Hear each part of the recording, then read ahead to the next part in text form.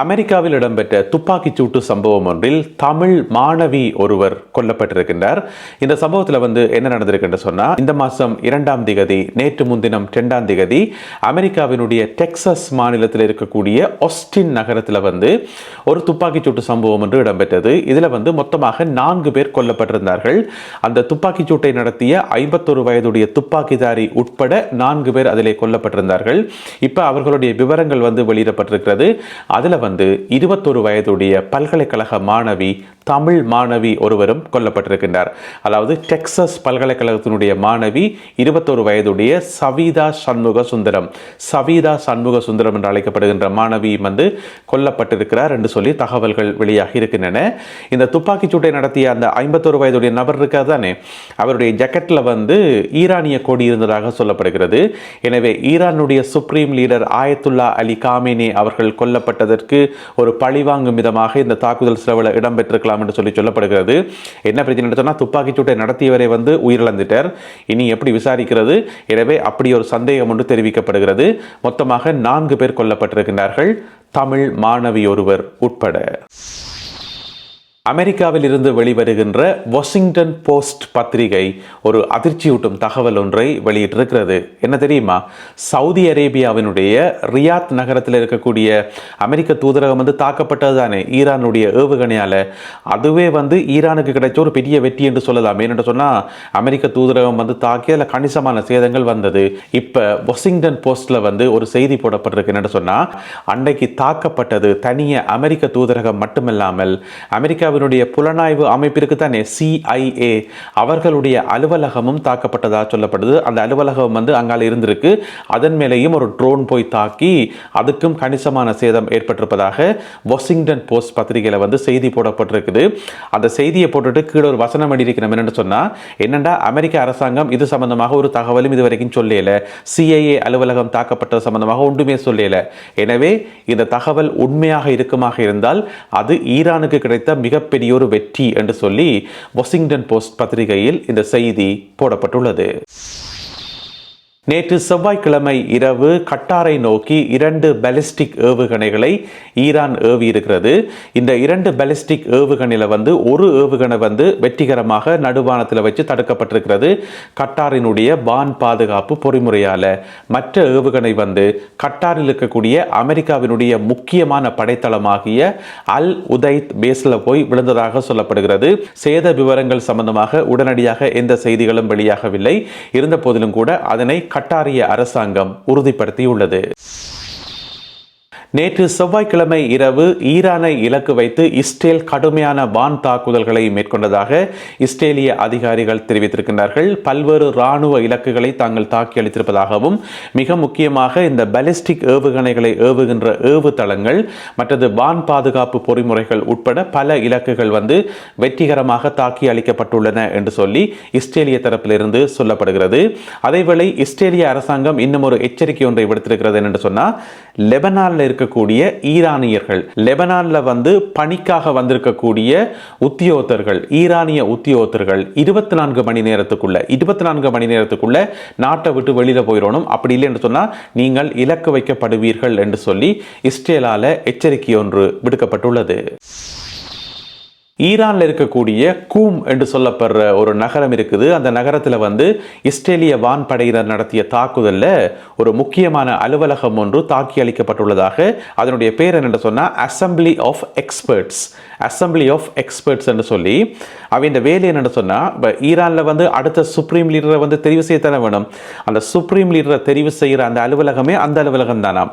அங்கதான் போய் ஒன்று கூடி, அது ஒரு சம்பிரதாயமாம். அங்க ஒன்று கூடி அந்த முக்கியமான நபர்கள் எல்லாரும் ஒன்று கூடித்தான் அடுத்த சுப்ரீம் லீடரை தெரிவு செய்யணும். எனவே அந்த அலுவலகம் தாக்கப்பட்டிருப்பதாக தஸ்னிம் செய்தி சேவை செய்தி வெளியிட்டுள்ளது. ஈராக்கில் இருந்து ஒரு முக்கியமான செய்தி ஒன்று கிடைத்திருக்கிறது. அதாவது ஈராக்கினுடைய மிகவும் முக்கியமான 2 கம்பெனிகள், அதாவது கச்சா எண்ணெய் இருக்குதானே, அந்த கச்சா எண்ணெயை உற்பத்தி செய்யக்கூடிய 2 மிக முக்கியமான கம்பெனிகள், ஒன்றினுடைய பேர் ருமைலா என்று சொல்றது ருமைலா, மற்றதனுடைய பேர் வெஸ்ட் குர்னா 2 வெஸ்ட் குர்னா 2 என்று சொல்லப்படுற மற்ற கம்பெனி. இந்த 2 கம்பெனிகளும் வந்து உடனடியாக மூடப்படுவதாக ஈராக்கில் இருந்து வரும் செய்திகள் தெரிவிக்கின்றன. ஏன் மூடப்படுது என்று சொன்னா, ஒன்று வந்து கப்பல்கள் இல்லையாம், அங்க உற்பத்தி செய்யப்படுற கச்சா எண்ணெய்களை வந்து வேறு நாடுகளுக்கு அனுப்புறதுக்கு கப்பல் பிரச்சனை ஒன்று இருக்குது. ரெண்டாவது வந்து சேமிச்சு வைக்கிறதுக்கு இடம் இல்லை. நான் நினைக்கிறேன் கச்சா எண்ணெயை வந்து உற்பத்தி செய்து உடனே அனுப்புவினம் போட வேறு நாடுகளுக்கு.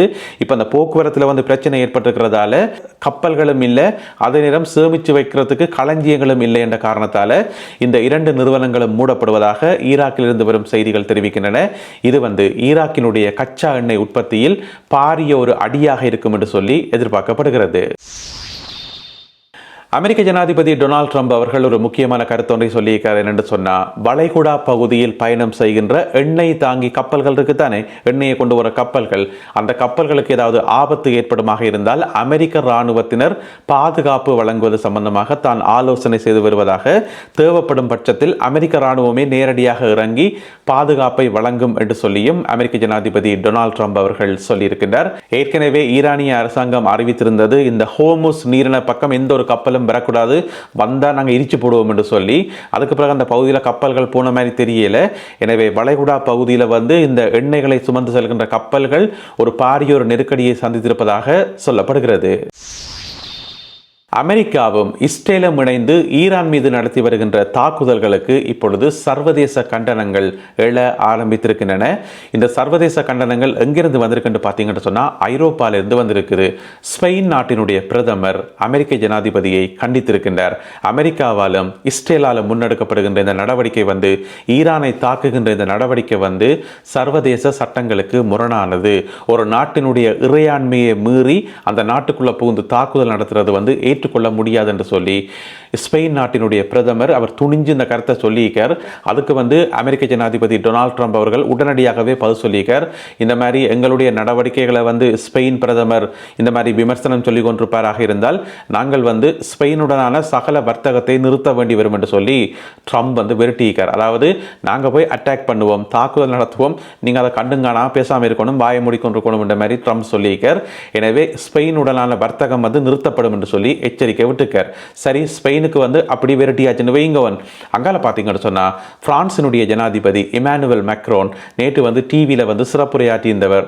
அதில் வந்து சொன்னவர் என்ன சொன்னால், அமெரிக்காவாலும் இஸ்ரேலாலும் முன்னெடுக்கப்படுற இந்த நடவடிக்கை சட்டவிரோதமானது, இல்லீகலானது என்று சொல்லி அவர் நேரடியாகவே சொல்லியிருக்கார். ஒரு நாட்டுக்கு எதிராக இந்த மாதிரி போய் தாக்குதல் நடத்துறதுக்கு சர்வதேச சட்டத்தில் இடமே இல்லை, எனவே இது இல்லீகலானது, சட்டவிரோதமானது என்று சொல்லி பிரெஞ்சு ஜனாதிபதி இமானுவேல் மேக்ரோன் அவர்கள் தெரிவித்திருக்கின்றார். உங்களுக்கு தெரியும், முன்னைய காலங்களில் வந்து அமெரிக்கா ஒரு இடத்துல சண்டைக்கு போகுதுன்னு சொன்னால் பிரான்ஸும் பின்னால் போகும், பிரித்தானியா பின்னால் போகும். இந்த 3 நாடுகளும் சேர்ந்து தான் போகிறது. எங்கே போனாலும் எல்லா சண்டையிலையும் சேர்ந்து தான் போகிறது. இப்போ டொனால்ட் ட்ரம்ப் அவர்கள் வந்த பிறகு என்ன செய்தவர், தன்னுடைய நட்பு நாடுகளுக்கு எதிராகவே வந்து வரிகள் விதித்தவர், நட்பு நாடுகளை வந்து தண்டித்தவர் என்று கூட நாங்கள் சொல்லலாம். எனவே ட்ரம்ப் வந்த பிறகு ஐரோப்பிய நாடுகளுக்கும் அமெரிக்காவுக்கும் இடையிலான அந்த உறவே வந்து கொஞ்சம் விரிசல் என்று சொல்லலாம். அப்படியான சந்தர்ப்பத்தில் வந்து இப்போ ட்ரம்ப் வந்து போய் தாக்குதல் நடக்கும்போது ஐரோப்பியர்கள் வந்து ஆதரிக்கணும் சொல்லி அவசியம் இல்லை தானே. இப்போ இமானுவேல் மேக்ரோன் அதுக்கு சப்போர்ட் பண்ணணும் சொல்லி அவசியம் இல்லை தானே. எனவே அவர் துணிச்சலாக தன்னுடைய கண்டனத்தை வந்து வெளியிட்டிருக்கார். இது சம்பந்தமாக பிரித்தானியாவினுடைய ஆங்கில ஊடகம் ஒன்று எப்படி செய்தி போட்டிருக்கு என்று சொன்னால், இமானுவேல் மேக்ரோன் டொனால்ட் ட்ரம்புடன் அரசியல் யுத்தத்தை ஆரம்பித்திருக்கிறார். 2 பேருக்கும் இடையில வந்து யுத்தம் ஆரம்பிச்சிருக்குது, அரசியல் யுத்தத்தை ஆரம்பித்திருக்கிறார் என்று சொல்லி பிரித்தானியாவில் இருக்கக்கூடிய ஒரு ஆங்கில ஊடகத்தில் செய்தி போடப்பட்டிருக்கிறது. சரி என்று ஸ்பெயின் பிரதமர் கண்டிச்சுக்கார், பிரெஞ்சு ஜனாதிபதி கண்டிச்சுக்கார் என்று பார்த்தா, அங்கால பார்த்தீங்கன்னு சொன்னால் கனடாவினுடைய பிரதமரும் இதை கண்டித்திருக்கின்றார்.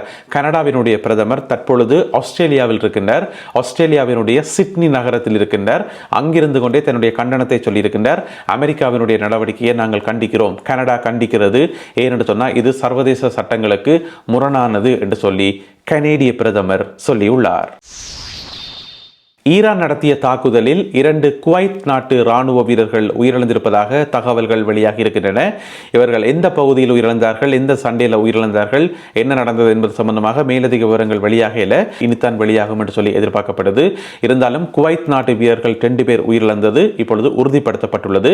எனவே மேலதிக தகவல்களுக்காக காத்திருப்போம். நல்லது அன்பான உறவுகளே, இவ்வளவுதான் இதுவரை கிடைக்கப்பட்ட தகவல்கள். யுத்த களத்திலிருந்து மேலதிக தகவல்கள் கிடைக்கின்ற போது அவற்றையெல்லாம் தொகுத்துக்கொண்டு இன்னும் ஒரு காணொளியில் உங்களை நான் சந்திக்கின்றேன். அதுவரை நன்றி, வணக்கம்.